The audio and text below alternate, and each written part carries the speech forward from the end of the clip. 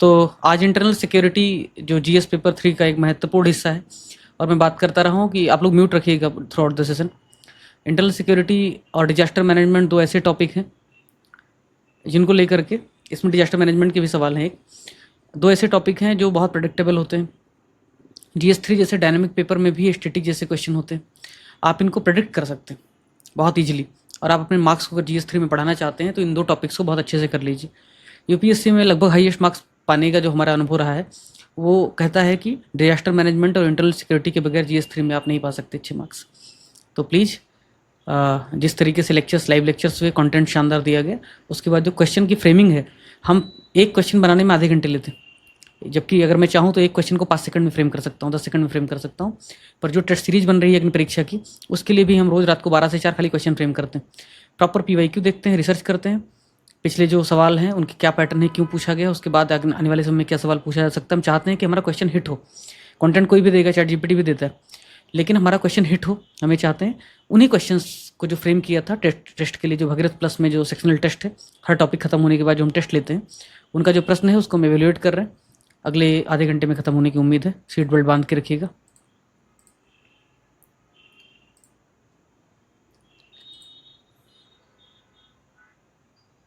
Fine. I saw the question asked in UPPCS previous years। आप देखिए, UPPCS ने पूछा 2018 में किस तरीके से लेफ्ट विंग जो एक्सट्रीमिज्म है उस पर सवाल पूछा। क्यों? बहुत ज़्यादा उस समय पीक पे था, इसके लिए पूछा। 2020 में भी सेम सवाल, 21 में भी सेम सवाल, नक्सलिज्म से खूब सारे सवाल यूपीएससी ने भी पूछा है। सोशल मीडिया और उसके रोल के बारे में हमने जो टेस्ट सीरीज हमारी लॉन्च होने वाली है उस पर हमने इन चीज़ों को शामिल किया है। लेकिन अगर आप पैटर्न देखें कि नक्सलिज्म जब बहुत चर्चा में था तो नक्सलिज्म उसने पूछा, क्योंकि आपके टॉपिक में है एक्सट्रीमिज्म, नक्सलिज्म, कम्युनलिज्म, ये सब। अब उसके बाद आप देखिए साइबर सिक्योरिटी पे सवाल पूछा, उसके बाद मनी लॉन्ड्रिंग पे आप देखिए सवाल पूछा साल 2020 में। FATF का बहुत ज़्यादा जोर था। ये सब शोध श्रृंखला जो है हमारे एडमित्री का PY की शोध श्रृंखला उसी का हिस्सा है। तो 2020 में उसने मनी लॉन्ड्रिंग और ह्यूमन ट्रैफिकिंग पे सवाल पूछा। फिर 2023 में सेम सवाल पूछ लिया रिपीट करके। तो इन सभी चीज़ों को, तथ्यों को ध्यान में रखते हुए हमने कोशिश किया है। यहाँ पे करप्शन को लेकर के इसने सवाल पूछा, तो हमने कोशिश की है कि सीधा सीधा हम क्वेश्चन आपको ऐसा बना के दे सकें जो एग्जाम में आए। तो जो क्वेश्चंस हैं देखिए, पहला ही सवाल हमारा है मनी लॉन्ड्रिंग, लेकिन मनी लॉन्ड्रिंग और टेररिज्म को हमने, टेरर फंडिंग को मिक्स कर दिया है कि अगर इस पे सवाल आए किसी भी तरह से तो आप कर पाएँ। दूसरा सवाल जो हमारा है वो है, आप मॉडल आंसर देख सकते हैं, ऊपर अंग्रेजी है, नीचे हिंदी। हिंदी अंग्रेजी अलग अलग भी होता है, 3 तरीके के कंटेंट होते हैं। दूसरा जो सवाल है वो है, जैसे उसने उग्रवाद पूछा था, एक्सट्रीमिज्म पूछा था, लेफ्ट विंग एक्सट्रीमिज्म यानी कि नक्सलवाद। यहाँ पे मैंने क्या सवाल बना दिया है, भारत में अलगाववाद जो है ना वो आतंकवाद से भी ज़्यादा खतरनाक। और ये इसलिए कहा है क्योंकि कनाडा के साथ भारत का जो टसल चल रहा था, पंजाब के जो कुछ लोग हैं, फ्रेंच एलिमेंट्स, खालिस्तानी समर्थक, कनाडा में जाके बस गए हैं, उनको लेकर के जो कुछ भी इशू हुआ, पन्नू वगैरह का जो केस हुआ, निज्जर का केस हुआ, इसलिए सेपरेटिज्म एक बड़ा मुद्दा बन सकता है एग्जाम के लिए। इसलिए प्रॉपर रिसर्च के बाद हमने ये सवाल डाला है। उम्मीद करता हूँ ये सवाल आएगा, हिट होगा। और हमने टेररिज्म से कंपेयर भी करवा लिया है, तो सीधा सवाल नहीं पूछा है, थोड़ा एप्लीकेशन बेस्ड क्वेश्चन भी पूछा है। ये सब हैंडमेड डायग्राम हम आपको दे रहे हैं, ये गोल गोल गोल गोल वाला सस्ता हम चरस नहीं दे रहे हैं आपको। फिर अगला सवाल, ये सब भी प्रॉपर जहाँ से हम कंटेंट को रिफाइन करते हैं, इंडियन एक्सप्रेस वगैरह, मिंट वगैरह, देखिए इंडिया कनाडा रिलेशन पे जो भी कवरेज था, उन सब से हम कंटेंट प्रॉपर फेच करते हैं, निकालते हैं, और उसके बाद हम अपने कंटेंट में इस्तेमाल करते हैं। फिर हम आपको लिंक भी दे देते हैं ताकि आप पढ़ सकें। ऐसा ना हो कि फिर हमने आपको दे दिया कंटेंट के बाद अगर आपको लगा कुछ और पढ़ना है तो काहे को ढूंढने जाओगे पढ़ लेने का। महाकुंभ में जो डिजास्टर हुआ, जिसको हम कहते हैं क्राउड डिजास्टर, जिसको स्पेसिफिकली डिजास्टर मैनेजमेंट में हमने कवर किया था, उसको लेकर के सवाल इसलिए बनाया है क्योंकि साल 2024 के दिसंबर में ऑलरेडी डिजास्टर मैनेजमेंट एक्ट में अमेंडमेंट आया था, लेकिन क्राउड डिजास्टर को लेकर बहुत ज़्यादा कुछ पहल नहीं की गई। सिर्फ एक बड़ी पहल हुई कि शहर जो है वो आत्मनिर्भर बने डिजास्टर मैनेजमेंट में, इसलिए अर्बन डिजास्टर मैनेजमेंट भी लाया गया, जिसको कहते हैं UDMA, urban disaster management authority. आप अपने डिजास्टर का मैनेजमेंट खुद जो कॉरपोरेशन वाले शहर हैं वो कर पाएंगे, लेकिन उसके बावजूद भी क्राउड डिजास्टर को लेकर के बहुत ज़्यादा प्रबंध नहीं है। और भारत में श्राइन्स यानी कि तीर्थ स्थल बहुत ज़्यादा हैं, भीड़ बहुत इकट्ठा होती है, भारत में जो जनघनत्व है वो भी ज़्यादा है, इसकी वजह से क्राउड डिजास्टर होते रहते हैं। पिछले साल ही हाथरस में स्टैम्पेड हुआ था, महाकुंभ में जो हुआ आपने देखा ही। इसलिए सवाल कवर किया गया कि भारत में भीड़ आपदाओं ने हाल ही में अपेक्षाकृत अधिक जनहानि की है। 2005 के आपदा प्रबंधन के प्रावधानों को ध्यान में रखते हुए उपलब्ध नियमों या रेगुलेशंस पर चर्चा करें। भीड़ आपदाओं की इस चुनौती से निपटने के लिए आवश्यक कदमों का सुझाव भी देना है। In India crowd disaster have caused comparatively more loss of life का एक्चुअली ज़्यादा नुकसान होता है बजाय कोई सामान का, एसेट का। In recent times keeping in view the provisions of Disaster Management Act 205 discuss the available regulations and also suggest necessary measures to deal with the challenge of crowd disaster. आपको कहीं भी हिंदी तकलीफ दे लगी क्या? बिल्कुल स्निग्ध हिंदी है, मुलायम मक्खन की तरह। भाषा को लेकर के अतिरिक्त सचेत हूँ, तनाव मत लीजिएगा। सवाल कैसे हल करना है वो शुरुआत में ही अप्रोच बता दे रहा हूँ ताकि आप समझ सके फिर आंसर कर सकें, तो कोई तनाव की बात तो है नहीं। सीडीएस को लेकर के भी हमने क्वेश्चन कवर किया है, क्योंकि सीडीएस अपॉइंट किए गए हैं सेकंड जनरल अनिल चौहान, और भारत में सीडीएस को लेकर के काफ़ी चर्चा है, सुगबुगाहट है। वाइस सीडीएस भी बनाने की बात चल रही है, डिप्टी सीडीएस भी बनाने की बात चल रही है। इसलिए हमने इस क्वेश्चन को कवर किया है कि भारत में सीडीएस की नियुक्ति और थिएटर कमांड की अवधारणा के बावजूद भारतीय रक्षा बलों के बीच अपेक्षित सुधार और सहयोग और सुधार में कोई प्रगति नहीं हुआ है। इसके कारणों की पहचान कीजिए और आवश्यक कदमों का सुझाव दीजिए। आप देख पा रहे हैं कि जो भी क्वेश्चन हम बना रहे हैं आपके लिए वो प्रॉपर रिसर्च बेस्ड है। हमारे जो कंटेंट फ्रेमर्स हैं, जो फ्रेम करते हैं, वो इतना मेहनत करते हैं, हर चीज़ हैंड रिटन भी आपको जो वैलिडेशन देना है देते हैं, कॉपी पेस्ट नहीं मारते हैं। सभी आर्टिकल्स से जहाँ से वो कंटेंट डेवलप करते हैं उनकी लिंक भी देते हैं। मुझे नहीं लगता है कि इस लेवल पे कोई बड़ी कोचिंग भी मेहनत करती होगी। रिसोर्सेस उनके पास बहुत है, पर कितना भी रिसोर्सेस आप ले आइए, कुछ भी कर लीजिए, आपके पास 100 कुंटल चीनी और खोया क्यों ना हो जाए, आप मिठाई नहीं बना सकते शानदार जब तक हलवाई को तमीज़ ना हो, समझ ना हो कि ऐसी मिठाई बननी चाहिए, क्वालिटी कंट्रोल के लिए मैकेनिज्म ना हो और उद्देश्य ना हो कि हम शानदार कंटेंट देने वाले हैं। नहीं कर सकते आप, कुछ भी हो जाए, मेंस के लिए हम अपना बेस्ट देने वाले हैं, यही सारा उद्देश्य है। आइए डिस्कस करते हैं क्वेश्चंस को। पहला क्वेश्चन है दुनिया भर में मनी लॉन्ड्रिंग, और नीचे से डिस्कस कर लेते हैं, ज़्यादा ठीक रहेगा। जो नए क्वेश्चन हैं वो पहले डिस्कस हो जाए तो बेटर रहेगा। चलिए, डिजास्टर मैनेजमेंट वाला जो टॉपिक है क्राउड डिजास्टर, उसी को पहले हम चर्चा कर लेते हैं, ठीक है। देखिए, अब सवाल था कि किस तरह से, माफ कीजिएगा, हाँ, सवाल फिर से पढ़ देता हूँ कि भारत में भीड़ आपदा ने यानी कि क्राउड डिजास्टर ने, कई लोगों ने तो अब तक सुना भी नहीं होगा ठीक से ऐसा भी कोई डिजास्टर होता है।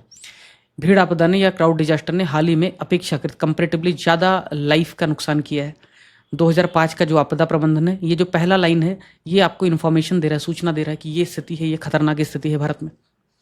2005 का जो आपदा प्रबंधन है उसके प्रोविजंस को ध्यान में रखते हुए मतलब क्या क्या प्रोविजंस हैं, आपको जो भी नियम विनियम रेगुलेशन वगैरह है उनकी चर्चा करनी है, और इस आपदा से यानी कि क्राउड डिजास्टर से निपटने के लिए, इसकी चुनौती से निपटने के लिए क्या क्या सुझाव हो सकते हो बताने हैं। तो पहले तो आपको इंट्रोडक्शन देना है, अप्रोच देखिए। शुरुआत में भीड़ आपदा की परिभाषा दें, क्राउड डिजास्टर का इंट्रोडक्शन दें, या कुछ हालिया घटनाओं का उल्लेख करें ताकि प्रश्न का संदर्भ स्थापित किया जा सके। तो हमारे जो फैकल्टी मेंबर हैं उनको हमने कहा है कि 3 टाइप का वो इंट्रोडक्शन देंगे। पहला डेफिनेशन बेस्ड, दूसरा कॉन्टेक्स्ट क्या है, कोई घटना दुर्घटना हुई है हाल में क्या, और तीसरा डेटा बेस्ड। तो उन्होंने वही किया है। भीड़ आपदा की यहाँ पे परिभाषा बता दी है कि एक आपातकालीन स्थिति को कहा जाता है जो अत्यधिक भीड़ के एक जगह पर इकट्ठा होने से उत्पन्न होती है, जहाँ प्रबंधन की कमी, अचानक से घबराहट होने लगी, एंजाइटी होने लगी, या स्ट्रक्चर और मैनेजमेंट की समस्या है, या फेल्योर है उसका, या बाहरी वजह से कोई डर है, सांप वगैरह किसी ने छोड़ दिया बीच में तो डर पैदा हो जाती है, जीवन की हानि होती है, चोट लगती है, या साइकोलॉजिकल ट्रॉमा होता है, ये क्राउड डिजास्टर कहलाता है। तो ये परिभाषा हो गई। लेकिन दूसरा तरीका क्या है, कॉन्टेक्चुअल सिग्निफिकेंस, कि बताओ कि हाल ही में प्रयाग में आयोजित महाकुंभ के दौरान हुई भगदड़ की घटना में सरकारी रिपोर्ट के अनुसार कम से कम 30 लोगों की मृत्यु होगी। कुछ लोग कह रहे हैं बहुत ज़्यादा मृत्यु हुई, लेकिन हम ऑफिशियल डॉक्यूमेंट में मीडिया वालों की रिपोर्ट नहीं लिखेंगे, जो सरकार ने कहा है वो लिखेंगे। कल को हम पे भी मुकदमा हो जाए तो क्या करेंगे, है ना, हम न्यूज़पेपर तो चलाते नहीं, तो इसलिए ऐसा हमने लिखा। अब दूसरा इंट्रोडक्शन हो गया। डायमेंशन क्या है भाई, ये क्वेश्चन जो है कह रहा है कि 2005 का आपदा प्रबंधन है, उसके प्रोविजंस को आप बताइए, या उसके अलावा भी कोई प्रोविजन है तो वो बताइए, क्या क्या डिजास्टर मैनेजमेंट के प्रोविजन के लिए उपबंध हैं आपके पास। दूसरा, इस चुनौती से निपटने के लिए आपको सजेशंस भी देना है। तो वही है, प्रावधान बताइए, उन्हें व्याख्या कीजिए और आपदा प्रबंधन से जोड़िए, और आप अपना सुझाव दीजिए कि क्या क्या हो सकता है, और अंत में निष्कर्ष दीजिए। तो क्या क्या प्रोविजन है disaster management specially crowd disaster से, भीड़ आपदा प्रबंधन से निपटने के लिए। उसके पहले कुछ फैक्ट हैं जो आप देख लीजिए।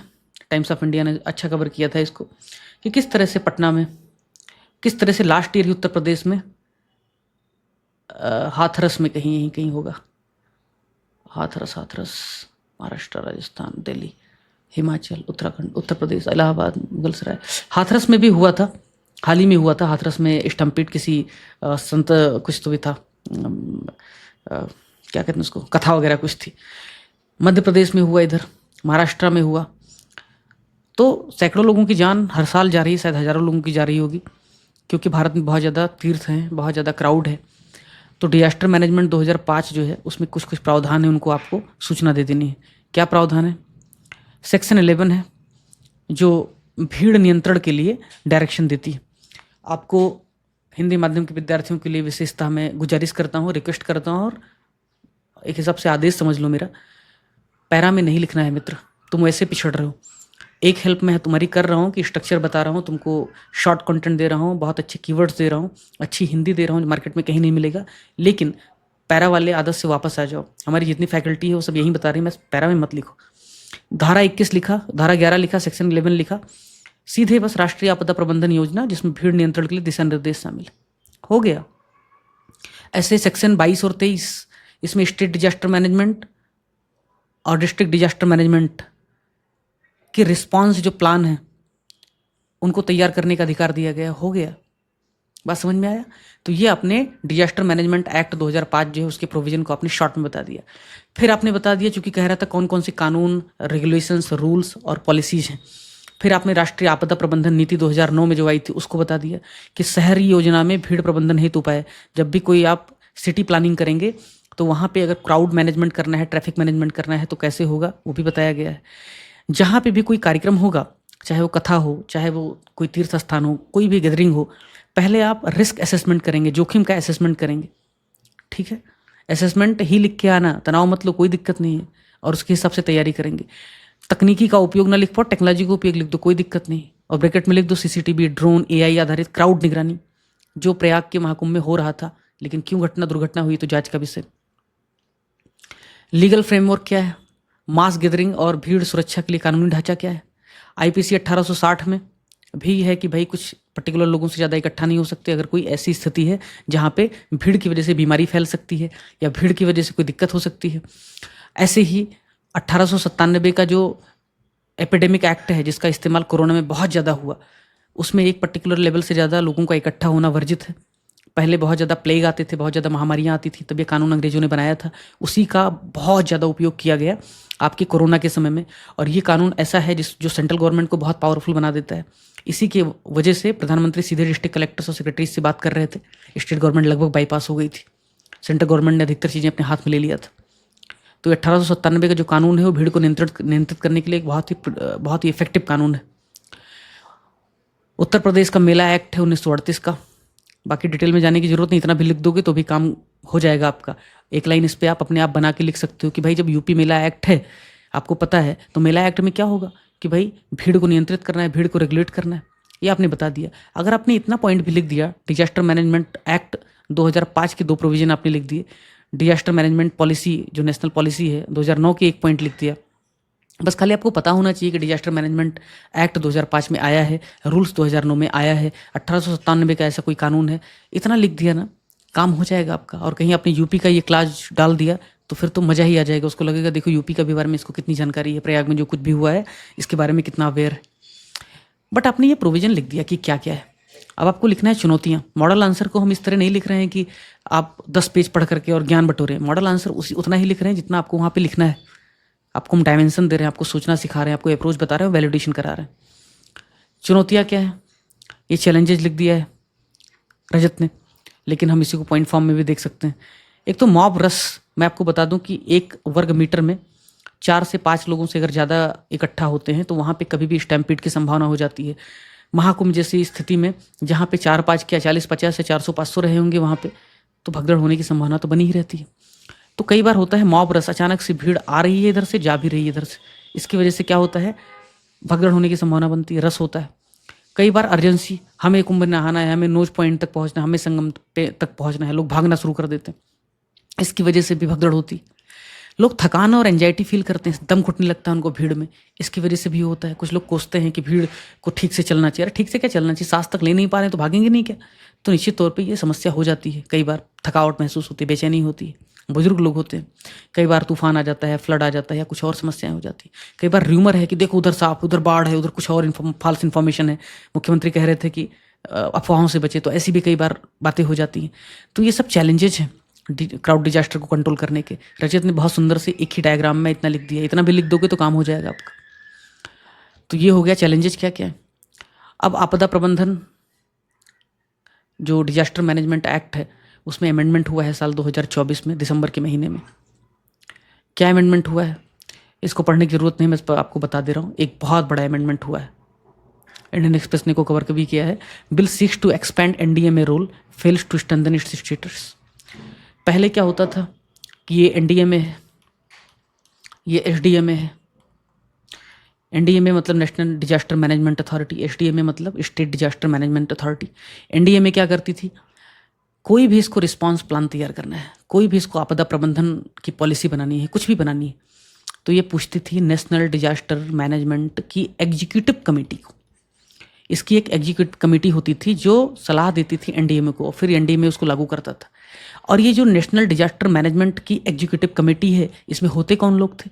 अधिकतर लोग, सॉरी टू से, बट अधिकतर लोग सरकार के द्वारा ऐसे लोग अपॉइंट किए होते थे जिनकी कोई एक्सपर्टीज नहीं होती थी। बस खाली उनको एक हिसाब से अवार्ड मिल जाता था किसी अपने पुण्य कर्म का, आता जाता था नहीं इनको कुछ, बट ये सलाह देते थे इनको। Less competent were judging the more competent, है ना? ऐसे हो रहा है यूपीएससी की फील्ड में, यूपीपीसीएस की फील्ड में। तो प्रॉब्लम ये थी कि ये सलाह देते थे इनको, जबकि इनको खुद कुछ नहीं आता था। सरकार ने अच्छा काम किया, पार्लियामेंट में बिल लाया, उसमें कहा एग्जीक्यूटिव कमेटी की साइड करो। अब एनडीएमए और एसडीएमए दोनों, ऐसे स्टेट में भी स्टेट की एग्जीक्यूटिव कमेटी से सलाह लेनी पड़ती थी, वहाँ भी पॉलिटिशियंस के चट्टे बट्टे भरे हुए थे। कहा कि ये दोनों अपने अपने प्लान्स खुद बनाएंगे, अपने अपने रिस्पॉन्स एक्शन प्लान बनाएंगे, इनको किसी से भी पूछने की जरूरत नहीं। तो ऑटोनॉमी मिल गई इनको। अब ऑटोनॉमी मिलने की वजह से बेहतर प्लान कर पाएंगे, बेहतर एग्जीक्यूशन कर पाएंगे। एक दूसरा प्रोविजन किया, दूसरा प्रोविजन क्या किया कि भाई मान लो केरला के किसी एक शहर में बाढ़ आ गया, चेन्नई में बाढ़ आ गया, तो सीधे एसडीएमए को बोलती थी भाई मदद करो, एनडीएमए को बोलती थी मदद करो। अरे नहीं, अब क्या है, आत्मनिर्भर भवा। जो अर्बन लोकल बॉडी है ना, डिस्ट्रिक्ट डिजास्टर मैनेजमेंट अथॉरिटी, तो पहले से थी डीडीएमए, लेकिन उन्होंने क्या किया कि जो भी अर्बन लोकल बॉडी है, अगर उसमें कोई कॉरपोरेशन है, निगम है, तो उस निगम को अब अधिकार होगा कि वो अपना खुद का डिजास्टर मैनेजमेंट प्लान बनाए, उसको एग्जीक्यूट करे। और इसके लिए नया कानून में प्रावधान कर दिया गया, यूडीएमए, अर्बन डिजास्टर मैनेजमेंट अथॉरिटी। अब शहर का अपना खुद का डिजास्टर मैनेजमेंट अथॉरिटी होगा। बाढ़ आ जाए, तूफान आ जाए, कुछ और आपदा आ जाए, तो खुद ही शहर सक्षम हो, आत्मनिर्भर हो, उसके पास सारे एसेट हों, सारे रिसोर्सेस हों, सारे कैपेबिलिटीज हों, सारे स्किल हों, सारे रिस्पॉन्स एक्शन प्लान हो इमरजेंसी के लिए, ताकि वो शहर में जो आई आपदा है उसको कंट्रोल कर सके। ठीक है। अब एसडीएमए और एनडीएमए तो बात की बात है, उन पे फर्स्ट रिस्पॉन्डर यूडीएमए खुद होगा। बात समझ में आ रहा है ना? आपके घर में सांप आ जाए तो आपके पास लाठी होगा, पहले आप मारोगे या पड़ोसी से बोलोगे चलो स्नेक स्टिक लेके आओ? आप मारोगे ना उसको या पकड़ोगे? तो इसलिए ये सरकार का बहुत शानदार प्रयास है। फिर भी सरकार इस बारे में फेल हो जाती है कि वो क्राउड डिजास्टर मैनेजमेंट के लिए बहुत कुछ नहीं कहती है। अब भी सरकार एसडीएमए और एनडीएमए के जो रिसोर्स मैनेजमेंट है, जो उनकी कैपेबिलिटीज़ है, उनको बढ़ाने के लिए कोई खास कदम नहीं उठाती है। इनकी ऑटोनॉमी के लिए भी कुछ कुछ चुनौतियां हैं और उनके रोल के लिए भी सरकार अभी भी कुछ खास कर नहीं पाई। तो क्या क्या है ये चुनौतियाँ? वो चुनौतियाँ मैंने आपको बता दिया। पहला, ऑटोनॉमी तो है लेकिन उनके क्लियर रोल नहीं बताए। क्राउड डिजास्टर जैसी चीज़ों पर सीधी सीधी बात नहीं की है। आने वाले समय में किस प्रकार के नई आपदाएं आ सकती है उनको लेकर के चुप है ये कानून। तो ये सब चुनौतियां हैं जिनसे निपटने की जरूरत है। अब कुछ सुझाव हैं। किसके सुझाव हैं? National institute for disaster management के कुछ सुझाव। क्या सुझाव? किसके लिए? सवाल किस बारे में था? सवाल था क्राउड डिजास्टर के बारे में। तो सुझाव किस बारे में दिया जाएगा? क्राउड डिजास्टर के बारे में। क्यों? क्योंकि सवाल साफ साफ पूछ रहा था कि भाई इस चुनौती से निपटने के लिए आवश्यक कदमों का सुझाव दें। तो भीड़ की आपदा से, स्टैम्पीड जैसे सिचुएशन से निपटने के लिए क्या क्या सलाह हो सकते हैं, इसको सुझाव को किसने दिया है? National institute for disaster management ने। क्या कहा है? कहा है भाई धीमे धीमे लोगों को चलने दो, भागने मत दो, और क्या करो, मल्टीपल एंट्री और एग्जिट पॉइंट रखो। मान लो यहाँ से भीड़ आ रही है बहुत ज़्यादा, तो निकलने के लिए सिर्फ एक ही गेट नहीं होना चाहिए, इधर से भी निकल जाओ, इधर से भी, इधर से भी, इधर से भी, इधर से मल्टीपल एग्जिट होना चाहिए, जिसकी वजह से भीड़ एक जगह कंसंट्रेटेड ना हो। अगर भीड़ रुकेगी तो दिक्कत हो जाएगी। ठीक, रास्ते में लोगों को थकान कम हो। मैं आपको बताऊं कि मैं कुछ कुछ श्राइन, जो अच्छे श्राइन स्थल हैं जहाँ पे जिनके पास रिसोर्स ज़्यादा है, वो क्या करते हैं, अंदर ही ऐसे ऐसे ऐसे ऐसे चलाते हैं लोगों को, और यहाँ पे उनके बैठने का बहुत अच्छा इंतजाम भी कर देते हैं। स्टूल वगैरह लगा के रखा है, बहुत अच्छे बेंचेस टाइप के बना के रखे हैं, बगल बगल में वाटर कूलर भी लगा है, पानी पीने का पंखा चला है, कई बार तो सेंट्रलाइज एयर कंडीशनर भी लगा के रखा है कुछ कुछ तीर्थों में। तो क्या करते हैं लोग, जैसे मैं अपनी माँ को लेके गया था तो थक रही थी, तो उनको यहाँ बैठा दिया मैंने, और पंखा चल रहा है, कूलर चल रहा है, तो इसकी वजह से दिक्कत भी नहीं हो रही है, पानी पिला दिया, तो 3-4 घंटे भी अगर लाइन में कभी लगना पड़ा तो ये सब हो जाता है। तो इससे फटीग नहीं महसूस होगा, एंजाइटी नहीं होगा, लोग भागना नहीं शुरू कर देंगे। और आस्था के लिए आ रहे हैं तो उनको टीवी वगैरह साथ में रास्ते में लगा के रखोगे, मंदिर का लाइव चल रहा है तो लोग देख सकें। ठीक है, सीसीटीवी जो वगैरह रहे, ताकि जो अथॉरिटीज़ हैं वो मॉनिटरिंग कर सके कि यहाँ पे ज़्यादा भीड़ इकट्ठा हो रही है तो पहले इनको रास्ता दे दो, बजाय कि वीआईपी लोगों को दर्शन कराते रहो। ठीक है, लोगों को भी थोड़ा जागरूक करो कि भाई संभल के, बीच बीच में अनाउंस करते रहो कि भाई भागो मत, डरो मत, परेशान मत रहो, दर्शन हो जाएगा, टेंशन मत लो, इतना समय और बचा हुआ है। एग्जिट भी एक रखो ताकि जो बुजुर्ग लोग हैं, जिनको दिक्कत है, हेल्थ इशूज़ हैं, वो निकल सकें। एक ग्रीन कॉरिडोर भी बना करके रखो कि अगर कल को कोई दिक्कत हो भी जाती है तो इमीडिएट उनको रिस्पॉन्ड आप कर सको, रिस्पॉन्स कर सको, हॉस्पिटल पहुंचा सको, उनको पानी पिला सको। तो ग्रीन कॉरिडोर भी बना करके रखना चाहिए। ग्रीन कॉरिडोर सिर्फ वीआईपीज़ के लिए नहीं होना चाहिए, वो इमरजेंसी सिचुएशन में भी होना चाहिए। इमरजेंसी आ जाए फिर ग्रीन कॉरिडोर नहीं बनाना होता है, पहले बना के रखना होता है, ताकि इमरजेंसी में आप इवैक्यूएट कर सको, रिस्पॉन्ड कर सको। और मीडिया को खाली बस वो जूते चप्पल नहीं दिखाना होता है कि इतने लोग मर गए। मीडिया की जिम्मेदारी है कि वो क्राउड मैनेजमेंट को लेकर के जागरूकता चलाए, संदेश चलाए, और ऐसी स्थिति ना हो इसके लिए लोगों को अवेयर करते रहे, मिस इन्फॉर्मेशन से बचे। लेकिन हमारी मीडिया ख़त्म हो चुकी है, मतलब हम किस रैंक पे हैं वो छोड़ दो, बर्बाद हो चुकी है। जब कमजोर लोग आएंगे मीडिया में, जब प्रॉफिटेरियन एटीट्यूड होगा, जब इस तरीके से कैपिटलिज्म का मॉडल होगा, तो मीडिया को ख़त्म होना ही है। लेकिन हमारे मीडिया में सिर्फ कैपिटलिस्ट जो लोग हैं, जो पूंजीपति लोग हैं, पैसा लगा करके मुनाफा कमा रहे हैं, या फिर उनकी पक्षधरता है पॉलिटिशियंस के साथ, सिर्फ वही गलती नहीं है, वो तो अमेरिका में भी है। अलग अलग मीडिया हाउसेस अलग अलग पार्टी के साथ, उनको वहाँ भी रिपब्लिकन और डेमोक्रेटिक के पक्ष में अलग अलग मीडिया हैं। भारत में दिक्कत दूसरा है, भारत में मीडिया में काम करने वाले सबसे कमजोर लोग हैं, वो कहीं से भी पढ़ के आए, कोई फर्क नहीं पड़ता, उनकी क्रिटिकल थिंकिंग नहीं। अधिकतर लोग, मैं सबकी बात नहीं कर रहा हूँ, 2-5% होंगे जो अच्छे होंगे, जो हर जगह होते हैं। अधिकतर लोग, मोर देन 90% लोग, कड़जू के शब्दों में कहें तो 99% लोग गधे हैं। ऐसी सिचुएशन है वहाँ पे। कोई मीडिया में होगा तो नाराज मत होना, आप भी जानते हो क्या स्थिति वहाँ पे। तो मीडिया हो गया, तो ये है। कंक्लूजन क्या लिखोगे? कंक्लूजन हमेशा ऑप्टिमिस्टिक होना चाहिए, आशावादी होना चाहिए। ऐसा कंक्लूजन नहीं होना चाहिए कि आप और दुख पैदा कर रहे हो। दुख तो ऊपर बता दिया आपने, आगे क्या कर सकती हो बताओ। कंक्लूजन में प्रभावी भीड़ प्रबंधन, इफेक्टिव क्राउड मैनेजमेंट सिर्फ लोगों की आवाजाही को नियंत्रित करने के बारे में नहीं है कि कैसे लोगों को भेजना है, कैसे उनको निकालना है, सिर्फ वो नहीं है। ये एंजाइटी भी कम करना है, अवेयरनेस भी बढ़ाना है, उनकी सेफ्टी और वेलबींग को भी इंश्योर करना है। ये भी क्राउड मैनेजमेंट होता है। पुलिस का काम सिर्फ ये नहीं दाएं जाओ, बाएं जाओ, पीछे जाओ, आगे जाओ, लोग ठीक से रहें। अभी मुझे एक अच्छा लगा कि महाराष्ट्र से कई लोग गए हुए थे, मौनी अमावस्या के दिन ही गए हुए थे। अच्छा लगा कि उन्होंने कहा पुलिस बहुत कोऑपरेटिव थी, बहुत विनम्रता से बर्ताव कर रही थी, बता रही थी कैसे आप जाइए, कैसे। तो अच्छा लगा सुन करके कि चलो अच्छी बात। इसलिए एनडीएमए के दिशा निर्देशों और प्रधानमंत्री का जो 10 सूत्री कार्यक्रम है 2016 का, उसके अनुसार प्रभावी भीड़ प्रबंधन आवश्यक है। अंग्रेजी में भी effective crowd management it not just about controlling movement, it is about reducing anxiety, fostering awareness, जागरूकता बढ़ाना है, and ensuring safety. Hence NDMA guidelines along with PM 10 point action agenda 2016 is crucial for effective crowd management. ये लिख के आओगे ना तो number बहुत मिलेगा। कीवर्ड्स हैं यहाँ पे सजेशन है, वे फॉरवर्ड है, ऑप्टिमिस्टिक अप्रोच है, और आगे अगर पढ़ना होगा तो ये सब पढ़ लेना। ठीक है, लिंक दे दिया है, क्लिक करते ही सब मिल जाएगा। थिएटर कमांड की बात कर लेते हैं। थिएटर कमांड के बारे में इसलिए थोड़ी बात कर लेते हैं क्योंकि यार कारगिल हुआ 1999 में। अब कारगिल हो गया तो सरकार चेती कि भाई ये क्यों हुआ, क्यों समस्या हुई। तो कारगिल रिव्यू कमेटी ने कहा कि हमारे भारतीय सेनाओं के बीच में, भारतीय जो डिफेंस फोर्सेस हैं उनके बीच में अच्छा कोऑर्डिनेशन नहीं है, अच्छी तालमेल नहीं है, समन्वय नहीं है। तालमेल करने के लिए 2 काम करो। पहला, एक CDS नाम का पद बना दो, जिसे कहा जाएगा चीफ ऑफ डिफेंस स्टाफ। ये बड़ा आदमी नहीं होगा ना छोटा आदमी होगा, इसको इक्वल रखो बाकी सेना अध्यक्षों के, जो भी आर्मी के हैं या वायुसेना के हैं, नेवी के। ये कोऑर्डिनेशन करेगा उन तीनों के साथ और सरकार को बताएगा कि कहाँ कहाँ पे चीज़ें बेहतर हो सकती। दूसरा, उन्होंने कहा कि कारगिल में दिक्कत क्या हुई कि जब सेनाएं लड़ रही थी, भारतीय प्रधानमंत्री अटल बिहारी वाजपेयी ने कहा था किसी भी लिहाज से LOC पार नहीं होना चाहिए। सेनाएं वहाँ पे कैजुअलिटीज़ हो रही थी बहुत ज़्यादा, चूँकि ऊपर टाइगर हिल वगैरह पे सब पाकिस्तानी मौजूद थे, हम लोग नीचे से जा रहे थे, तो दिक्कत ये हो रही थी कि वहाँ से गोली चलाते थे, हमारी कैजुअलिटीज़ बढ़ रही थी। एयरफोर्स से मदद मांगी, एयरफोर्स से मदद आने में लेट हुई, रात में ऑपरेशन नहीं चला सकते, ऐसा कुछ रिस्पॉन्स सुनने में आया।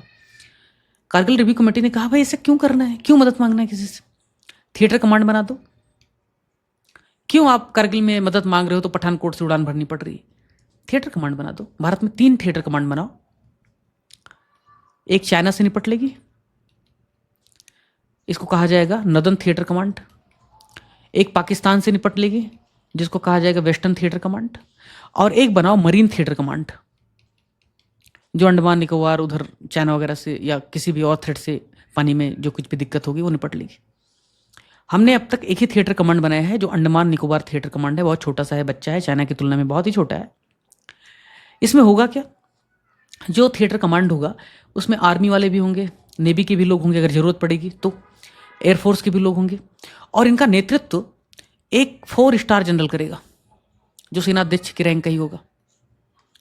जब भी जरूरत पड़ेगी, कारगिल में ऑपरेशन था, उसको आर्मी वाले को एयरफोर्स वाले से मदद मांगने की जरूरत नहीं थी, उसके पास खुद के पास फाइटर प्लेन होते, उसके खुद के पास बोट होती, उसके खुद के पास हेलीकॉप्टर्स होते, आर्मी के पैराग्लाइडर्स होते, सब होते, आत्मनिर्भर होता, मार गिरा था पाकिस्तान को तुरंत, ऐसा था।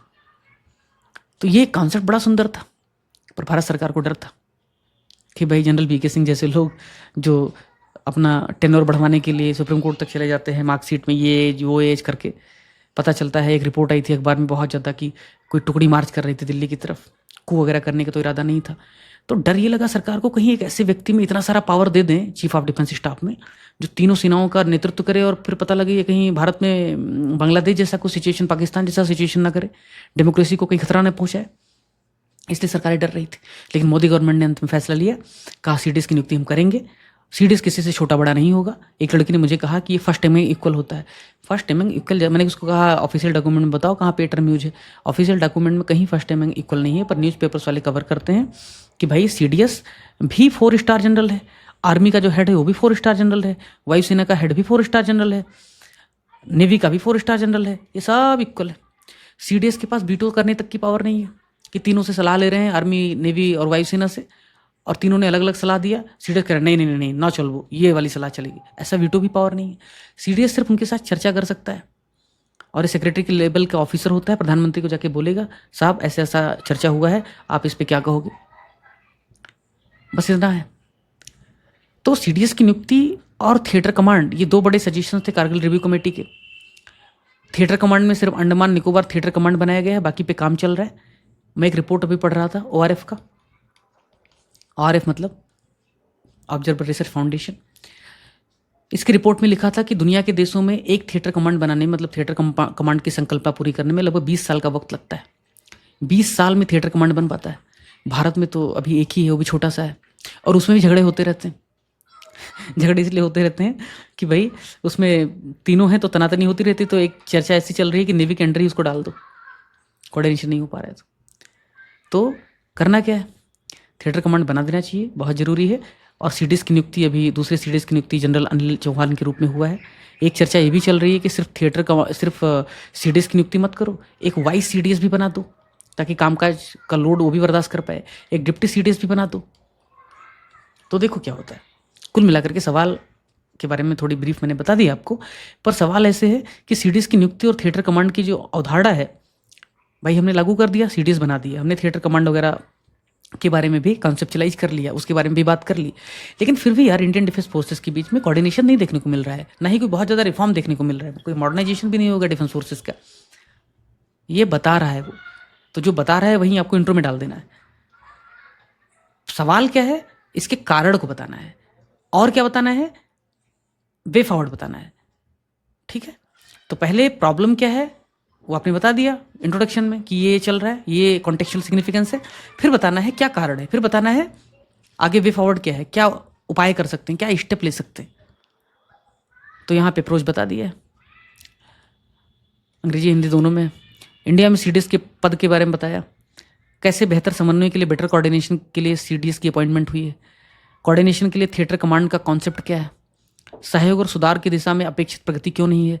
अब इससे अच्छा, आसान और लूसिड हिंदी कहीं मिलेगा तुमको। ये इसलिए इतना अच्छा दिख रहा है क्योंकि पहले प्रूफ रीडर प्रूफ करती है, ट्रांसलेट करती है, फिर दूसरी प्रूफ रीडर प्रूफ उसको फिर से रीप्रूफ करती है, हाईलाइट करके मुझे देती है, फिर से मैं प्रूफ करता हूँ। 3 लेयर पे ये प्रूफिंग हो रही है, तब ये हिंदी इतनी अच्छी दिखी है, नहीं तो नहीं होता। कारण क्या है, जरूरी कदम क्या है, निष्कर्ष क्या है। ठीक है, देखो answer. Chief of defence staff को 2019 में सैन्य मामलों के विभाग, डिपार्टमेंट ऑफ मिलिट्री अफेयर्स के प्रमुख के रूप में स्थापित किया गया, जो सरकार के लिए प्रमुख सैन्य सलाहकार के रूप में काम करता है। और इसका उद्देश्य सशस्त्र बलों में समन्वय, कोऑर्डिनेशन, एकीकरण यानी कि इंटीग्रेशन और मॉडर्नाइजेशन को बढ़ाना था। ये कीवर्ड जरूरी है। सीडीएस का उद्देश्य क्या है, कोऑर्डिनेशन, इंटीग्रेशन, मॉडर्नाइजेशन। तो इसको क्या कर दो, ऐसे रट लो, माइक। सीडीएस का उद्देश्य क्या है, माइक, मॉडर्नाइजेशन, इंटीग्रेशन, कोऑर्डिनेशन। ठीक, ये लिख दिया आपने सिग्निफिकेंस ऑफ सीडीएस। अब देखो, थिएटर कमांड पे भी सवाल पूछा, तो सीडीएस और थिएटर कमांड की आवश्यकता क्यों है बेहतर कोऑर्डिनेशन के लिए। ये रजत ने आपको हैंडमेड डायग्राम बना के दे दिया, ताकि आप 100 बातों की एक बात में सब कुछ मिल जाए। और इस तरीके का डायग्राम आप सीधे सीधे एग्जाम में जाकर के चेप सकते हो। इसको हम 1 पेज 1 टॉपिक के समरी में भी डाल देंगे। सीडीएस क्या करता है, आईटीसी यानी इंटीग्रेटेड थिएटर कमांड क्या करता है, उसने लिख दिया है। आई एम रियली हैप्पी कि रजत जैसा हमें टीम मेंबर मिला हुआ है, बहुत काम करता है। अभी इवोल्यूशन चल रहा था, मैंने फ़ोन किया क्योंकि करंट अफेयर का डॉक्यूमेंट उसने सबमिट किया हुआ था, मुझे कुछ चेंजेस उसमें कराने थे, स्पेशली पीवाईक्यू के साथ इंटीग्रेशन करना था। उसने बोला सर 6 कॉपी बची है, निपटा करके आता हूँ, वो चेंज करता हूँ, फिर आपको देता हूँ, फिर डिजाइनर के पास जाएगा, उसको आप लेक्चर ले लीजिएगा, फिर उसके बाद इससे का काम मुझे करना है। तो इस तरीके से 18-18 घंटे काम करने के बाद भी उनको ये नहीं लगता है कि मैं ज़्यादा काम कर रहा हूँ, खुशी खुशी कर रहे हैं, बलिदान दे रहे हैं पूरी तरीके से। क्योंकि मैंने कहा है युद्ध चल रहा है, इट्स ऑन गोइंग वार, किसी भी कीमत में हमें जीतना है इसको। Removing inter service rivalry, CDS जब आएगा तो नेवी कहती है मुझे 100 रुपये चाहिए, एयरफोर्स कहता है मुझे 90 चाहिए कि मुझे बहुत ज़्यादा लड़ाकू विमान खरीदने हैं, ये कहते हैं मुझे आर्टिलरी बहुत खरीदनी है, नेवी वाला कहता है मुझे तो यार अरिहंत क्लास की ही 100 सबमरीन चाहिए, मान लो। तो ये झगड़े जो होते रहते हैं पैसे के लिए, भाई एलोकेशन टोटल 6.21 लाख करोड़ का ही हुआ है, तो सारे पैसे तो मिल नहीं सकते, उसमें पता लगेगा आधा से ज़्यादा पेंशन और सैलरी पे चला जा रहा है। तो सीडीएस कहेगा झगड़ा मत करो, तुम्हारे पास ऑलरेडी फाइटर प्लेन है राफेल के 36, परेशान मत रहो, तुम 10 और ले लो, टेंशन मत लो, तेजस भी आ रहा है। नेवी वाले को बोला 2 तो हो गया अरिहंत क्लास का, थोड़ा वेट कर लो 5 साल, कौन सा भागे जा रहे हैं, कौन सा युद्ध हो रहा है। आर्मी वाले को बोला ठीक है आर्टिलरी वगैरह की जरूरत नहीं, हल्की आर्टिलरी बनवा देते हैं चलो तुम्हारे लिए। तो झगड़ा सुलझाता है, रिकमेंडेशन गवर्नमेंट तक पहुँचाता है, प्रोक्योरमेंट में तेजी लाता है, मॉडर्नाइजेशन करता है, और अगर युद्ध हो गया तो उसके लिए तैयारी करवाता है, तीनों मिल करके कैसे अटैक करेंगे दुश्मन पे। ठीक है, आईटीसी इंटीग्रेटेड थिएटर कमांड क्या करता है, ज्वाइंट कमांड मैंने बताया, एयरफोर्स, नेवी और आर्मी एक साथ रहेगी, तीनों मिलके मारेंगे, तीनों मिलके एक्सरसाइज करेंगे। इनका नेतृत्व एक 4 स्टार जनरल करेगा, कमांड करेगा, उसको किसी से पूछने की जरूरत नहीं है, और अब इंडिपेंडेंट है, खुद फैसला लेगा। क्यों, वो भी तो सेनाध्यक्षों के रैंक का है। तो कॉपरेशन बहुत अच्छा होगा। रिसोर्स, पहले एयरफोर्स के पास अलग फाइटर प्लेन था, आर्मी के पास अलग जरूरत थी, नेवी के पास अलग जरूरत थी उनके अपने एयरक्राफ्ट कैरियर पे, अब एक ही से काम चल जाएगा। ठीक है, ओके। ये बड़ा काम हो रहा है, आपको इसका पता नहीं अंदाजा है या नहीं है, इसको बनाने में कितना मेहनत लगता है आप सोच नहीं सकते, तो इसका उपयोग कीजिएगा एग्जाम में। अब लैक इन प्रोग्रेस, सवाल क्या था, प्रोग्रेस हो नहीं पाया। सवाल क्या था कि भाई अपेक्षित सहयोग और सुधार हो नहीं पाया, लैक इन प्रोग्रेस, ये बताना है, फिर कारण बताना है, फिर वे फॉरवर्ड बताना है। तो लैक इन प्रोग्रेस, क्या लैक इन प्रोग्रेस, सिनर्जी में और रिफॉर्म में, यानी कि समन्वय भी नहीं हो पा रहा है, कोऑर्डिनेशन भी नहीं हो पा रहा है, और रिफॉर्म भी नहीं हो पा रहा है।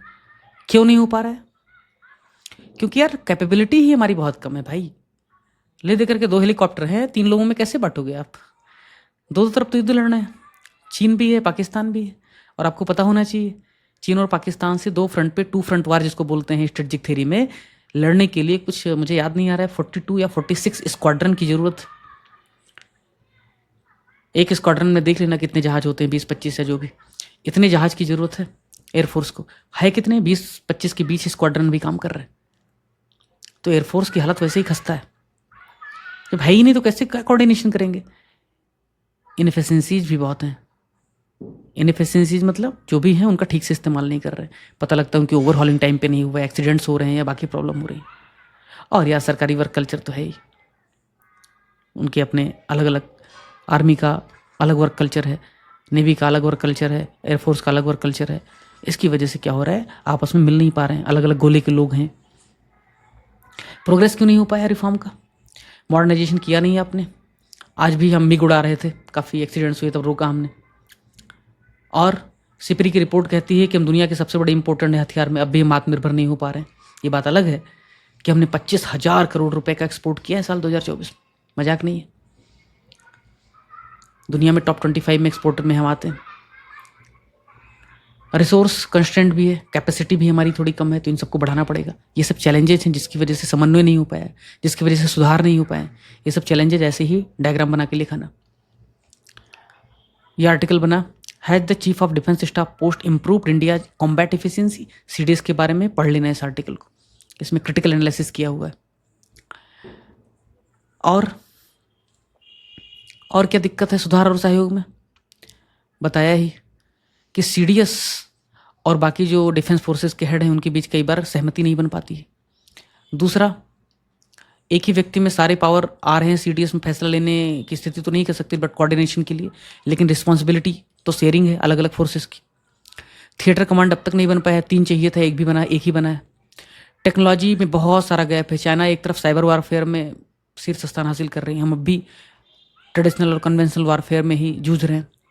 बजट बहुत कम है, इतना कम है 6 लाख करोड़ है, जबकि चाइना का इसका 3 गुना या 4 गुना है कम से कम, वो भी डिक्लेयर्ड।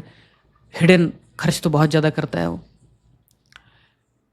फ्रैगमेंटेड अथॉरिटी, पता लगता है हथियार कोई और बना रहा है, एक्विजिशन कोई और कर रहा है। जैसे उदाहरण के तौर पे आपको बताऊं कि सीडीएस और तीनों जो डिफेंस स्टाफ हैं, चीफ ऑफ डिफेंस स्टाफ, वो मिल करके फैसले करते हैं कि भाई हमें हथियार खरीदना है 100 रुपये का, लेकिन 100 रुपये का हथियार खरीदना है, ये फैसला ये बेचारे नहीं ले पाते, ये फैसला करता है डिफेंस सेक्रेटरी। तो चर्चा ये करते हैं, फैसले ये करना ये लेते हैं, लेकिन अंत में खरीदना नहीं खरीदना इसका अंतिम फैसला इसका होता है। इसकी वजह से भी दिक्कत हो रही है। तो ये सिविलियन है डिफेंस सेक्रेटरी और ये आर्मी वाले हैं, इनके बीच सहमति बनाना भी एक मुश्किल काम होता है। देख लेना, हिंदी में बहुत सामान्य हिंदी में लिख दिया है। प्रमुखों के बीच सहमति, जिम्मेदारी का केंद्रीकरण हो गया है, बुनियादी ढांचे में खामियां हैं, थिएटर कमांड की संरचना में देरी है, ब्यूरोक्रेसी के पास बजट नियंत्रण है, टेक्नोलॉजी आधारित युद्ध हेतु धीमी गति से बदलाव, कई अथॉरिटीज हैं। अब अथॉरिटीज ही लिखा है, प्राधिकारी नहीं लिखा है, अथॉरिटीज ही चलेगा। सिविल मिलिट्री समन्वय और निर्णय, ठीक। क्या सुधार कर सकते हैं, आवश्यक कदम क्या है, ऐसा क्या करें जिससे जो है ये प्रॉब्लम सॉल्व हो जाए? पहला तो काम करो, सीडीएस की अध्यक्षता में या सीडीएस के नेतृत्व में एक प्लान बनाओ कि हमें अगले 10 साल में या 20 साल में या 30 साल में क्या क्या खरीदना है, हमारी क्या क्या ज़रूरत है, कहाँ कहाँ हमें इम्प्रूवमेंट करना है, कहाँ कहाँ हमारी गलतियाँ हैं। ये प्लान बनाओ, फिर उनका एग्जीक्यूशन करने के लिए फिर से बैठो, लेकिन पहले प्लान बनाओ। जिसमें हम धीमे पढ़ रहे थे, हम लो पढ़ रहे थे, हमने 8 दिन का ब्रेक ले लिया, स्ट्रेटेजिक ब्रेक। मुझे कोई दिक्कत नहीं स्टूडेंट से कहने में कि भाई हमें रिफॉर्म करने, हमें और ज़्यादा डिप्लॉयमेंट चाहिए, हमें और ज़्यादा समय चाहिए। 8 दिन का स्ट्रेटेजिक ब्रेक लिया, दिल्ली जाके बच्चों से मिला भी, प्रॉब्लम समझी, मैसेजेस, गूगल फॉर्म इन्वाइट किया, सारे प्रॉब्लम्स आ गए। एक एक प्रॉब्लम का हमने टीम के साथ बैठ करके क्या सोल्यूशन हो सकता है उसको निकालने की कोशिश की।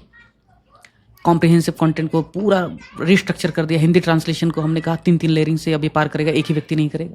तो ये जो चेंजेज हैं वो तब हुआ जब 8 दिन का समय लिया। तुम भी बैठो, अगले 15 साल की प्लानिंग करो, खर्चा आएगा लेकिन करना पड़ेगा। सिविल और मिलिट्री के बीच कोऑर्डिनेशन इसलिए क्योंकि डिफेंस सेक्रेटरी अगर बजट अप्रूव कर रहा है, अगर पैसा अप्रूव कर रहा है, तो उसको भी मीटिंग में बैठाओ, उससे बोलो भाई हमारी मीटिंग में तुम भी बैठो, पता तो चले तुम्हें हमारी प्रॉब्लम क्या है। उसके बाद में तुम टांग मत अड़ाना। और क्या करो, और रिफॉर्म करो जिससे ग्लोबल मिलिट्री एस्पिरेशन पूरी हो सके। दुनिया में हम वैसे तो संख्या के हिसाब से 3-4 नंबर पे हैं, लेकिन क्या हमारा मॉडर्नाइजेशन अमेरिका और इजराइल के लेवल पे हुआ है, फ्रांस के लेवल पे हुआ है? नहीं हुआ है। तो मॉडर्नाइज करो यार। अग्निवीर स्कीम एक मॉडर्नाइजेशन की बड़ी पहल थी ताकि एवरेज आयु घटाई जा सके, टेक्नोलॉजी का इंटीग्रेशन किया जा सके, नए लोग जंजीत जो है वो टेक्नोलॉजी ज़्यादा बेहतर समझते हैं। तो अग्निवीर को ठीक से इस्तेमाल करो। प्राइवेट सेक्टर से बोलो कि पीपीपी के तहत टेक्नोलॉजी ट्रांसफर वगैरह करा के आप भी प्रोडक्शन करो। आसान नहीं है, लेकिन शुरुआत तो कर सकते हैं। राफेल हमने लिया, राफेल में क्यों नहीं निकला? आज हम डाल देते हैं कि भैया टेक्नोलॉजी ट्रांसफर आप करोगे, टाटा को दे देते हैं कि चलो बनाओ तुम भी मिलके। इस बार राफेल मिलके बनाओ, अगली बार राफेल खुद से बनाओ। तो ये सब काम कर सकते हैं। कंक्लूजन क्या हो सकता है? सीडीएस जो है वो उच्च जो टेक्नोलॉजी युद्ध है, यानी कि हाई टेक्नोलॉजी जो वारफेयर है, और चीन की जो स्ट्रेटजिक जो एग्रेसिवनेस है, उसको देखते हुए मुकाबला करने के लिए बहुत महत्वपूर्ण भूमिका निभा सकता है सीडीएस, ताकि भारत की सेना तकनीकी रूप से उन्नत हो सके, रणनीतिक रूप से स्मार्ट हो सके, स्मार्ट लिख के आना, और वैश्विक रूप से प्रतिस्पर्धी बनी रहे।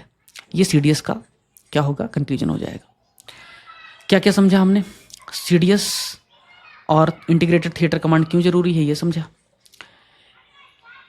इनके राह में क्या चुनौतियां ये समझा, और इनका वे फॉरवर्ड क्या है ये समझा, और अंत में कंक्लूजन लिख दिया। जो भी इंपॉर्टेंट आर्टिकल है यहाँ पे डाल दिया है हिंदू का, ताकि आप पढ़ सकें।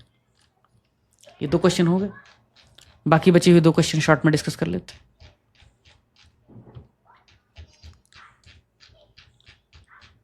ये कंटेंट शेयर कर दूंगा सबके लिए, पढ़ लेना। मनी लॉन्ड्रिंग देख लेते हैं। ऑलरेडी सवाल पूछा जा चुका है, देखिए आप। मनी लॉन्ड्रिंग पे सवाल पूछा जा चुका है, ऊपर था कहीं, हाँ देखो, ठीक है। दुनिया भर में मनी लॉन्ड्रिंग, आतंकवाद, वित्त पोषण, जिसको बोलते हैं टेरर फंडिंग, उससे निपटने के लिए राष्ट्रीय और अंतर्राष्ट्रीय स्तर पर किए गए प्रयासों की समीक्षा कीजिए। Review the efforts made at national and international level to combat money laundering and terror funding across the world including India. मतलब ये है कि भैया आतंकवादियों को जो लोग पैसा देते हैं और काला धन सफ़ेद करते हैं इस काम के लिए, उससे निपटने के लिए इंडिया ने क्या प्रयास किए और दुनिया ने क्या प्रयास किया है, इन प्रयासों को बताइए, उसमें क्या चैलेंजेस है वो बताइए, और आगे वे फॉरवर्ड बताइए। समीक्षा का मतलब यही होता है। स्नेहल ने बताया होगा क्लास में समीक्षा का मतलब क्या होता है। तो रिव्यू करना है, जो किया है वो बताना है, उसमें जो कमियां है वो बतानी है। रिव्यू का मतलब यही है ना भाई, जो आपने किया वो बताओ, जो प्रॉब्लम है वो बताओ, और आगे क्या कर सकते हैं सुधार के लिए वो बताओ। अप्रोच क्या होना चाहिए? शुरुआत में इंट्रोडक्शन दो, करंट में चल रहे कॉन्टेक्स्ट को बताओ। मनी लॉन्ड्रिंग के लिए हमने क्या किया, इंडिया ने किया, ये बताओ। टेरर फंडिंग के लिए हमने राष्ट्रीय स्तर पर क्या प्रयास किया वो बताओ। मनी लॉन्ड्रिंग के लिए इंटरनेशनल एफर्ट क्या है ये बताओ। टेरर फंडिंग के लिए अंतर्राष्ट्रीय स्तर पर क्या प्रयास किया ये बताओ। 2 इसमें टर्म हैं, पहला टर्म है मनी लॉन्ड्रिंग, दूसरा टर्म है टेरर फंडिंग, और इसके 2 हिस्से हैं, एक नेशनल लेवल पे, एक इंटरनेशनल लेवल पे। तो मनी लॉन्ड्रिंग के लिए नेशनल लेवल पे क्या प्रयास हुआ ये बताओ, मनी लॉन्ड्रिंग के लिए इंटरनेशनल लेवल पे क्या प्रयास हुआ ये बताओ, टेरर फंडिंग के लिए नेशनल लेवल पे क्या प्रयास हुआ ये बताओ, टेरर फंडिंग के लिए इंटरनेशनल लेवल पे क्या प्रयास हुआ ये बताओ। टोटल 4 डायमेंशन बनेंगे। फिर इन्हीं की चैलेंजेस बताओ, और फिर वे फॉरवर्ड बताओ। ये है क्वेश्चन। अब चूंकि 8 नंबर का क्वेश्चन है, 8 ही नंबर का होगा आई थिंक, तो कैसे करोगे? एक साथ मिला लेने का, क्लब कर लेने का, बस खाली नेशनल और इंटरनेशनल 2 डायमेंशन रखने का अलग अलग, जिससे क्या होगा, आपका काम आसान हो जाएगा। मॉडर्न आंसर में हमने थोड़ा लंबा कर दिया होगा आपके समझने के लिए, बट सवाल को सॉल्व ऐसे करना कि मनी लॉन्ड्रिंग और टेरर फंडिंग एक साथ मिक्स कर देना। इसके लिए नेशनल लेवल पे क्या प्रयास किए गए, इंटरनेशनल लेवल पे क्या प्रयास किया गया, ये बता देना है। फिर इसमें चैलेंजेज एक साथ बता देने का, और वे फॉरवर्ड कंक्लूजन में डाल देने का। 1.5-2 पेज में हो जाएगा आपका। यही स्मार्टनेस सीखना है। अब देखो, मैंने बार बार कहा है 2 पैरा में इंट्रोडक्शन नहीं लिखते, 1 लाइन में इंट्रोडक्शन, 2 लाइन में बहुत होता है।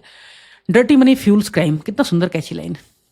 डर्टी मनी फ्यूल्स क्राइम, गांजा चरस बेच करके पैसा कमाओगे तो उससे भजन और कीर्तन और मंदिर में दान तो करोगे नहीं, उससे कुछ और ही करोगे।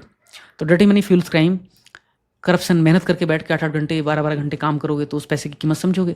Dirty money fuels crime, corruption and terror, combating it is not just a legal duty but a global necessity. अवैध स्रोतों से उपलब्ध धन अपराध, भ्रष्टाचार और आतंकवाद को बढ़ावा देता है। इससे निपटना सिर्फ कानूनी कर्तव्य नहीं है, बल्कि ग्लोबल जरूरत भी है, वैश्विक जरूरत भी है।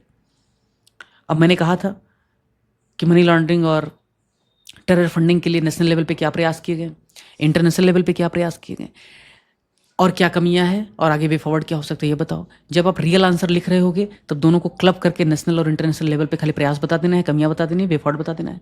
ये मॉडल आंसर है, इसलिए इसको सेपरेट सेपरेट लिख दिया है कि मनी लॉन्ड्रिंग के लिए क्या प्रयास हुआ है देश में और इंटरनेशनल लेवल पे, टेरर फंडिंग के लिए क्या काम हुआ है नेशनल और इंटरनेशनल लेवल पे, कमियां क्या है दोनों में, और आगे वे फॉरवर्ड।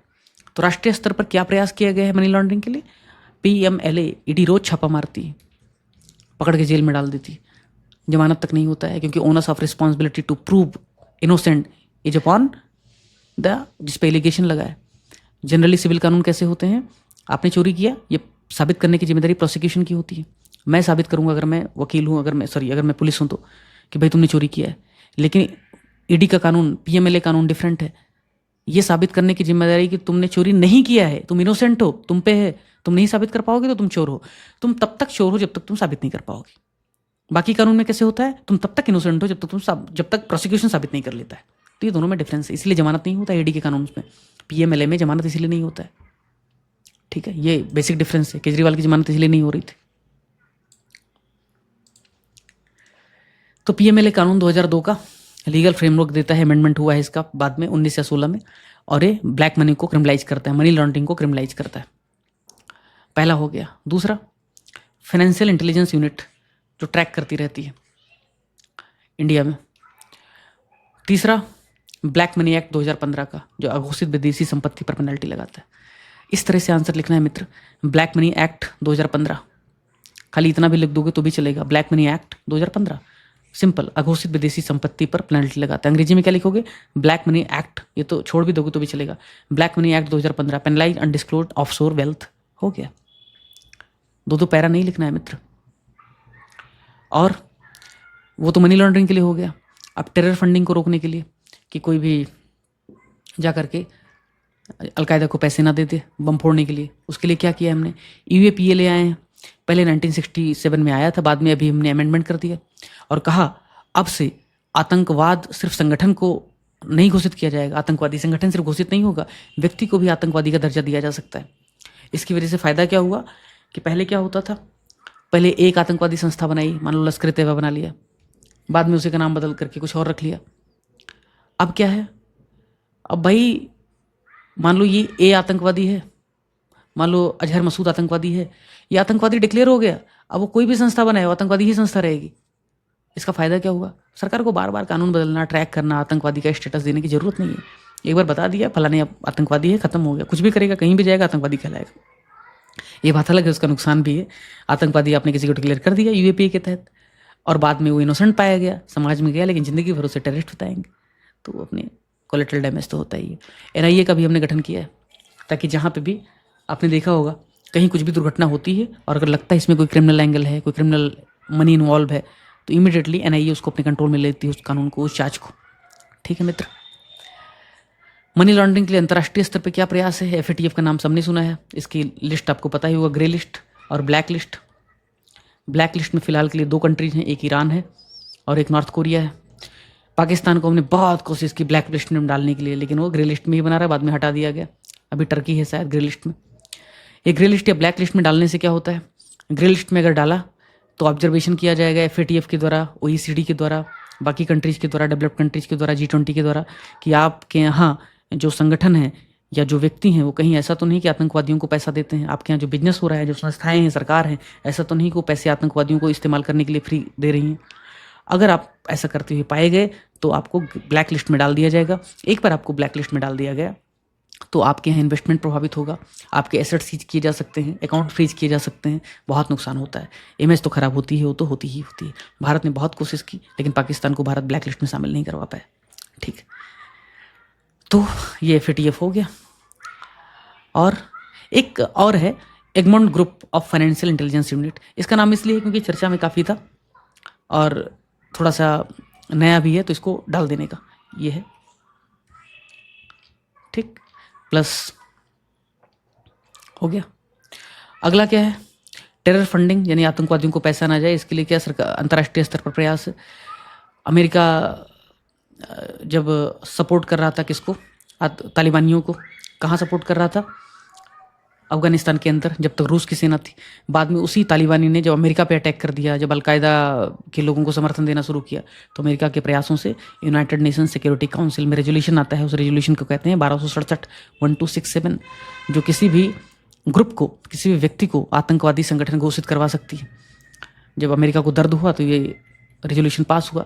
भारत इसी रेजोल्यूशन का यूज करते हुए जो अजहर मसूद को, या जो पाकिस्तान में उदाड़ियल है, क्या नाम उसका, उसको आतंकवादी साबित करने के लिए, आतंकवादी डिक्लेयर करने के लिए यूएनएससी में बार बार प्रपोजल अपने मित्रों की मदद से ला रही थी। एक आध में सफलता मिली, बाकी में चाइना ने वीटो कर दिया। तो ये वही रेजोल्यूशन था। इस रेजोल्यूशन से किसी संगठन को, किसी व्यक्ति को आतंकवादी डिक्लेयर किया जा सकता है। ठीक है, 1999 में शायद लाया गया था। ठीक मित्र, एफएटीएफ की सिफारिशें हैं। इंटरपोल तो पता ही है, जैसे भारत में पुलिस है अपनी, वैसे इंटरनेशनल पुलिस है, जिसको इंटरनेशनल पुलिस कहते हैं, इंटरपोल कहते हैं। आपके यहाँ से किसी ने क्राइम किया, बाहर भाग गया फ्रांस में, तो भारत की सीबीआई जो इंटरनेशनल कोऑर्डिनेशन की एजेंसी है भारत की तरफ से, वो रिक्वेस्ट कर सकती है कि भाई इसको हमारे यहाँ सौंप दो, पकड़ करके तो गिरफ्तार करके भारत को दिया जा सकता है। ठीक है, ये यूएनएससी का 1267वां रेजोल्यूशन 1999 का सभी मेंबर्स पे लीगली बाइंडिंग है। ठीक है,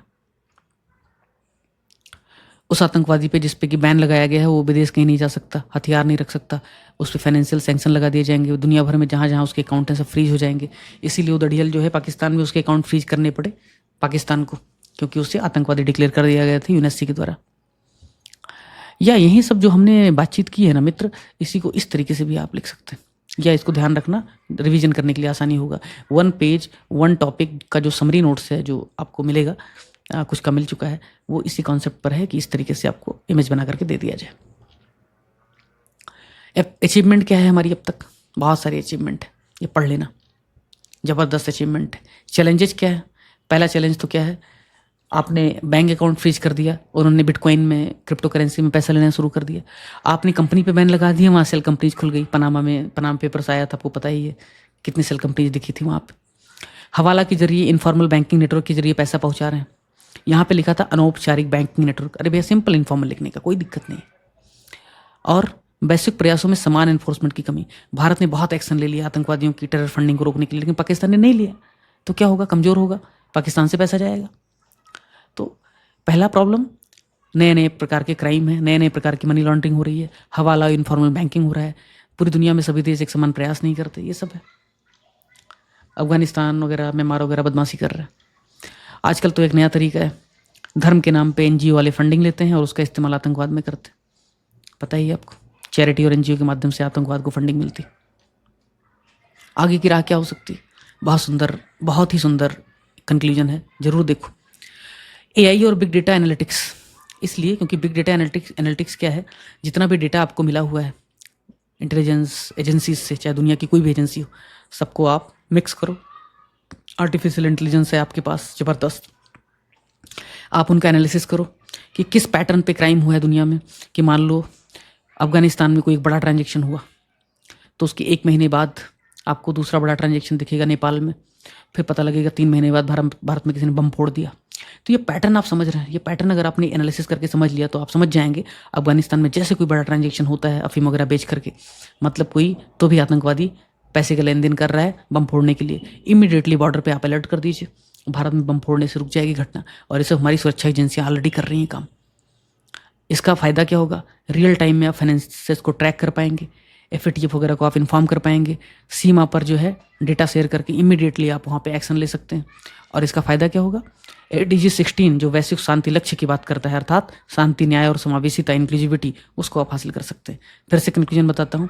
using AI and big data analytics for real time financial tracking, strengthening cross border data exchange mechanism based on FATF mutual evaluation reports is necessary for global peace to attain SDG 16, that is peace, justice and inclusivity.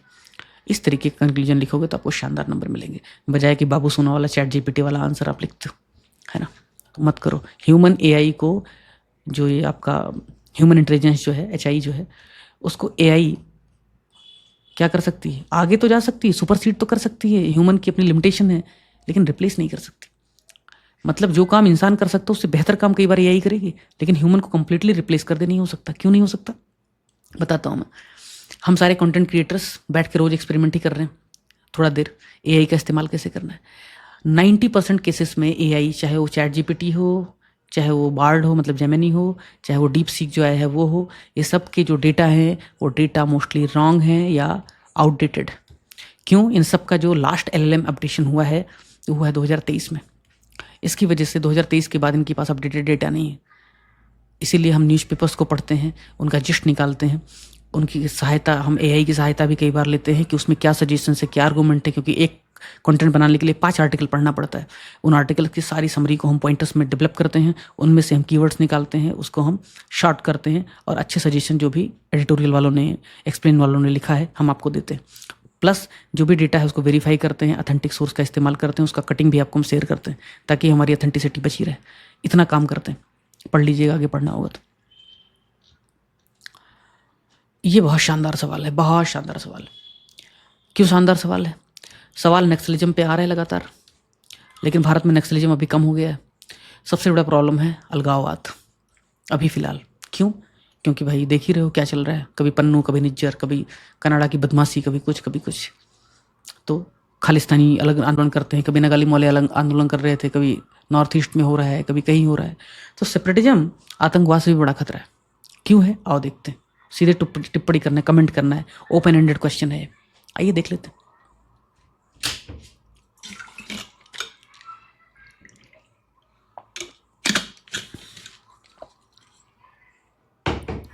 सबसे पहले बताओ यार, separatism है क्या? अलगाववाद की परिभाषा क्या है? ये अप्रोच जो है ना, ये हमारा इनोवेशन है, इसको जरूर देखना। क्यों? कई बार आप ब्रेन स्टॉर्म करते हैं। मैं बार बार एक चीज़ बताता हूँ कि तुम लोग हो ना या चले गए? अच्छा, ओके ओके। मैं जब डिस्कस कर रहा होता हूँ तो मुझे स्क्रीन दिखता है खाली पीसी पे, तो मुझे लगा ऐसा है कि मैं बड़े शौक से सुना रहा था, बस जमाना ही सो गया दास्ता सुनते सुनते। तो ऐसा ना हो जाए, इसके लिए बीच में पूछ लेना पड़ा। कोई बात नहीं, हो तो अच्छी बात। आता हूँ 5 मिनट में डिस्कस करके हाल चल पड़ते हैं। बाहर चाय समोसे का समय हो गया होगा ना आप लोगों का? तो देखो, एग्जाम हॉल में प्रॉब्लम क्या होती है मित्र? एग्जाम हॉल में होता है समय कम, लिमिटेड होता है। पर प्रॉब्लम कैसे है? कुछ कमजोर लोग क्या करते हैं, पेन उठाते हैं और सीधे लिखना शुरू कर देते हैं। पूछा क्या, उनको मतलब नहीं, जो उनको आता है वो लिखते हैं। मैं बार बार कहता हूँ, अच्छा आंसर वो होता है जो क्वेश्चन का आंसर होता है। तो क्वेश्चन का आंसर क्या हो, इसके लिए ज़रूरी है आप फ्रेमवर्क बनाएं। फ्रेमवर्क जो मैं सिखा रहा हूँ आपको एस्से में, निबंध में डिस्कस करने के लिए, कि भाई ब्रेन स्टॉर्म करो। यूपीएससी दे रहे हो तो 15 मिनट ब्रेन स्टॉर्म करो, स्ट्रक्चर बनाओ। यूपीपीसीएस दे रहे हो तो 2-3 मिनट, 4 मिनट, मिनिमम 5 मिनट तो आप दो ही एक निबंध में 5 मिनट दो, फ्रेमवर्क बनाओ, स्ट्रक्चर बनाओ, क्या क्या लिखना है समझो। 1 मिनट एक्स्ट्रा लो इंट्रोडक्शन तैयार करने के लिए, क्या इंट्रोडक्शन में लिखना है थोड़ा सा प्रैक्टिस कर लो रफ में, उसके बाद में अटेम्प्ट करो। नहीं तो इंट्रोडक्शन में ही कचरा कर दोगे तुम, तो क्या होगा फिर?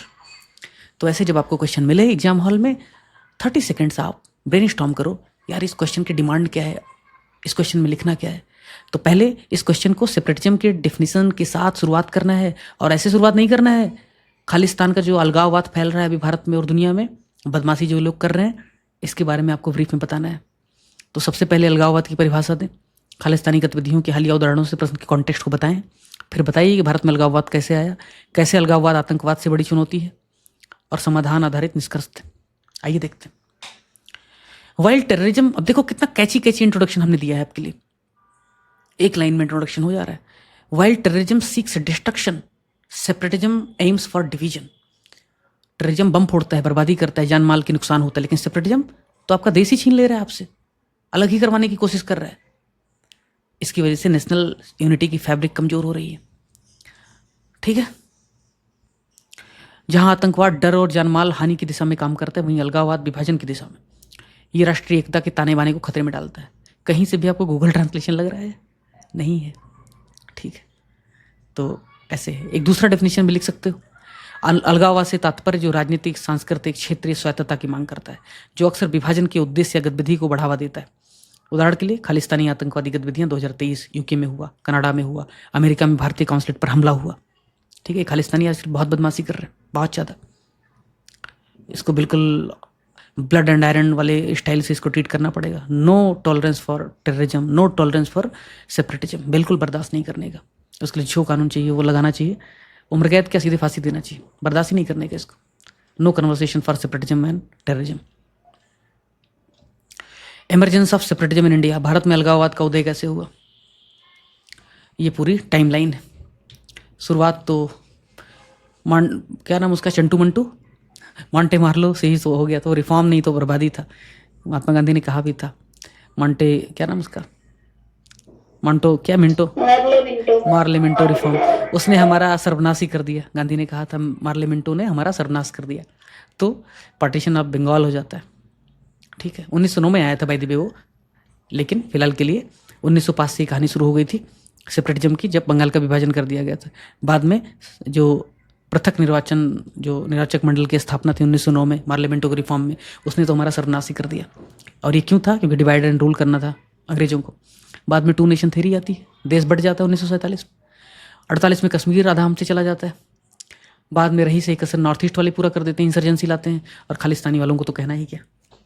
ठीक है, तो ये है हमारी टाइमलाइन। ये टाइमलाइन जिक्र जरूर कर देना, भारत में किस तरीके से अलगाववाद का उदय हुआ है। उसके लिए 3 पेज नहीं लेना है मित्रों, उसके लिए इतना ही काफ़ी है। इमरजेंस ऑफ सेपरेटिज्म में अलगाववाद क्यों एक बड़ी चुनौती है? पहला तो सीधे हमारी इंटीग्रिटी और सॉवरेनिटी को ही खतरा पहुंचाता है, जैसे कि खालिस्तान वाले, जैसे कि ग्रेटर नगालिम की डिमांड। गलत जानकारी और सोशल मीडिया के माध्यम से युवाओं को उकसाते हैं, कुछ भी बकवास करते हैं लोग। आतंकियों को समर्थन देते हैं अलगाववादी। मतलब ये खालिस्तानी सिर्फ अलग देश की मांग नहीं करते हैं, इतने कमीने हैं कि ये बम भी फोड़ते हैं, तो इसकी वजह से ज़्यादा खतरनाक है। ऑर्गेनाइज जो टेररिज्म है, ऑर्गेनाइज जो क्राइम है और उनकी फंडिंग है, उनके साथ बहुत संबंध है इनके। ड्रग बेचते हैं, उससे पैसा जो आता है उसको बम फोड़ने में इस्तेमाल करते हैं। पंजाब में ड्रग कार्टेल इसलिए खतरनाक है, सिर्फ पंजाब में उड़ता पंजाब नहीं पैदा कर रहा है, खालिस्तानियों को बहुत पैसा जा रहा है इसकी वजह से। उस पर रोक लगाना जरूरी है। कंगना को जितना भी बकवास करने वाली कह दो महिला, लेकिन उसमें दम है कि खालिस्तानी को उसने क्रिटिसाइज किया।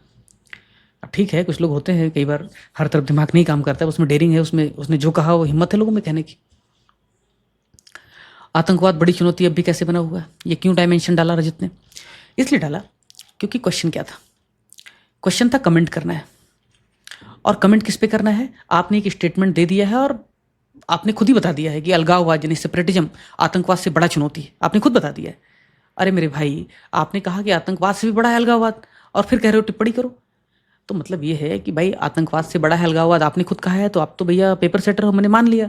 लेकिन आप कह रहे हो टिप्पणी करो, तो मैं एक डायमेंशन और ऐड करूंगा, एंटीथेसिस कह लो या अलग डायमेंशन कह लो, कि भाई अलगाववाद आतंकवाद से बड़ा है, पर आतंकवाद अब भी एक प्रॉब्लम है। नहीं तो पता चलेगा कि अलगाववाद आतंकवाद से बड़ा है, मैं अलगाववाद आपने कर दिया, आतंकवाद पे आपने बात ही नहीं की।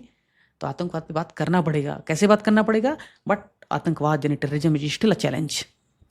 ये क्वेश्चन की समझ डेवलप करो धीरे धीरे, ठीक है। और उसके लिए टेस्ट पेपर जो आप लिखते हो ना, कचरा टेस्ट पेपर 25,000 वाला, मत करो। आलू डालते हो, सोना निकालते हो, AI से कॉपी पेस्ट आपको इवोल्यूशन मिलता है। जिस दिन इवोल्यूशन आप देख लोगे घिन आ जाएगी आपको। मत करो, ऑर्गेनिक लर्निंग रखो। हाँ, तो कैसे आतंकवाद अब भी एक बड़ी समस्या है? अभी भी यार अटैक हो रहे हैं। जम्मू कश्मीर में क्या हो रहा है? आतंकवादी हो रहा है ना, अब भी फैल रहा है। फॉरेन स्पॉन्सर्ड टेररिज्म, पाकिस्तान अभी बदमाशी कर रहा है, LET, लश्कर तैयबा के माध्यम से, हिजबुल मुजाहिदीन के माध्यम से। इस्लामिक जो रेडिकलाइजेशन है, with due respect to the Islamic religion, उसमें जो कुछ लोग हैं जिनका हाईली रेडिकलाइजेशन हो गया है, वो इतनी खतरनाक स्थिति तक पहुंच गया था कि आप देखो ISIS का क्या हुआ था। तो निश्चित तौर पे जो रेडिकलाइजेशन है धर्म के आधार पर, ये बहुत खतरनाक है। अभी आतंकवादी हमले लगातार चल रहे हैं, टेक्नोलॉजी का ऐसा यूज कर रहे हैं।